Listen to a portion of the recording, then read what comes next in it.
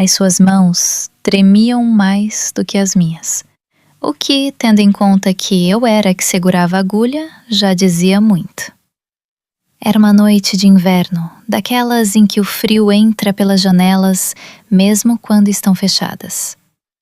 Eu estava de serviço no centro de saúde, não numa urgência, não num bloco operatório, apenas num corredor tranquilo, com cheiro a desinfetante e café velho. O tipo de sítio onde o tempo passa devagar e os passos ecoam de forma estranha no linóleo. Ele apareceu quase à meia-noite. 30 e poucos anos, casaco molhado da chuva, com aquele ar de quem não queria estar ali, mas não tinha outra escolha. Disse que o médico de família lhe tinha prescrito uma injeção intramuscular, vitamina B12, e que a farmácia lhe tinha dito para vir cá. Mostrou-me a receita com uma certa cerimônia, como se fosse um documento muito importante. Eu olhei para o papel, depois para ele e disse: "Está bem, sente-se." Ele sentou-se na cadeira e ficou completamente rígido. Costas direitas, ombros levantados, mãos pousadas nos joelhos, com uma tensão que me fez lembrar alguém à espera de uma sentença. "Dói muito?" perguntou ele, sem me olhar. "Depende de si", respondi, e era a verdade. Há uma coisa que aprendi cedo, ainda nos primeiros anos de curso. A dor de uma injeção intramuscular não é tanto sobre a agulha, é sobre o músculo. Se o músculo está contraído, tenso, preparado para o pior, a agulha encontra resistência e o medicamento entra a custo. Se o músculo está relaxado, quase nem se sente. O problema é que dizer a alguém "relaxa" quando está com medo é como dizer a alguém "não penses nisso." Imediatamente pensam nisso. Então aprendi a não dizer "relaxa", aprendi a confessar. "Está a tomar isto há muito tempo?" perguntei, enquanto preparava o material. "Começou há 3 meses", disse ele. "O médico disse que os meus níveis estavam baixos."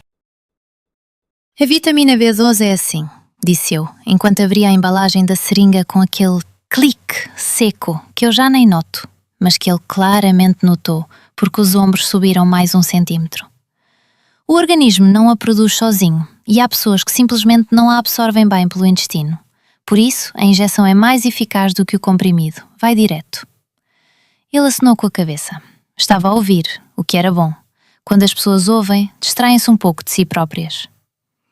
"Vai ter de baixar as calças um pouco", disse eu, com toda a normalidade do mundo. "Vou fazer no glúteo. É o músculo mais indicado para este tipo de injeção. Tem massa suficiente, boa vascularização e é longe de estruturas que não queremos atingir." Ele fez o que eu pedi com aquela dignidade ligeiramente constrangida que os homens têm nestas situações. Eu aprecio isso. É uma forma de confiança. O local certo no glúteo, e isto é importante, não é simplesmente nas nádegas. Há uma técnica para encontrar o quadrante correto.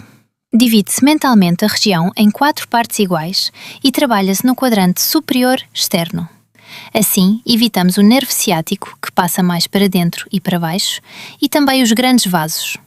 É uma questão de geometria, quase, de respeito pela anatomia. Palpei a zona com 2 dedos, por cima da luva. A pele estava fria do exterior, mas o músculo por baixo tinha aquela firmeza viva que os músculos têm. Ele estava tenso, sentia-se claramente. "Conte-me uma coisa", disse eu, enquanto se infectava com a compressa embebida em álcool. "O que é que faz?" "Sou arquiteto", disse ele, um pouco surpreendido pela pergunta. "Então percebe de estruturas", disse eu. "Imagine que o músculo é uma parede. Se bater nela com força, ressoa. Se pousar a mão devagar, absorve." Ele riu. Foi um riso pequeno, quase involuntário, mas foi suficiente. Os ombros desceram. O músculo cedeu um pouco. É esse o momento. Quando o músculo deixa de estar à espera. Introduzi a agulha num ângulo de 90 graus, sempre perpendicular à pele, num movimento firme e contínuo, sem hesitação. A hesitação é o que dói. Uma agulha que entra com decisão atravessa o tecido limpo. Uma agulha que para meio, que vacila, essa sim faz doer. Aspiro ligeiramente antes de injetar. É um hábito antigo. Há quem diga que já não é necessário para esta via, mas eu faço sempre. É uma forma de confirmar que não estou num vaso. Se aparecer sangue na seringa, paro e recomeço noutro ponto. Não apareceu. Injetei o medicamento devagar. Não depressa demais. O músculo precisa de tempo para acomodar o volume. Não devagar demais. Prolongar o momento não ajuda ninguém. Há um ritmo certo, e com o tempo aprende-se a senti-lo. Já está, disse eu. Ele ficou em silêncio 1 segundo.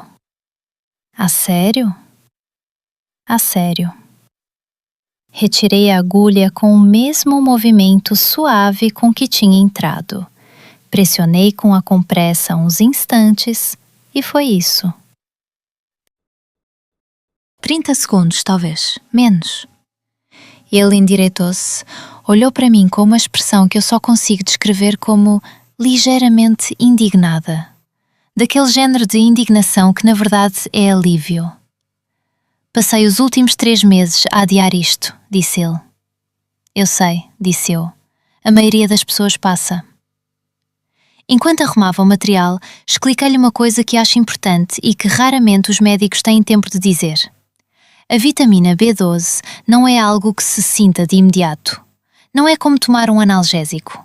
Os efeitos acumulam-se ao longo de semanas. Mais energia, menos aquela névoa mental que muitas pessoas com deficiência descrevem como cansaço sem razão aparente. Às vezes, os próprios doentes não percebem que estavam mal até começarem a ficar bem. Como é que sabe quando está a funcionar? Perguntou ele. Quando se lembrar de sonhos, disse eu. É um sinal estranho, mas é real. O sistema nervoso começa a trabalhar melhor. Ele ficou a pensar nisso. Gostei de ver. Antes de sair, já com o casaco vestido, parou na porta. Obrigado, disse. Pela conversa também. Eu acenei com a cabeça. Não disse nada. Há noites assim, sem drama, sem urgência, sem nada de extraordinário. Apenas um corredor frio, uma agulha e alguém que chegou com medo e saiu sem ele. É uma coisa pequena. Mas pequenas coisas, feitas com cuidado, têm um peso que não se mede em gramas. Fui buscar o café que já estava frio há 1 hora. Bebi na mesma.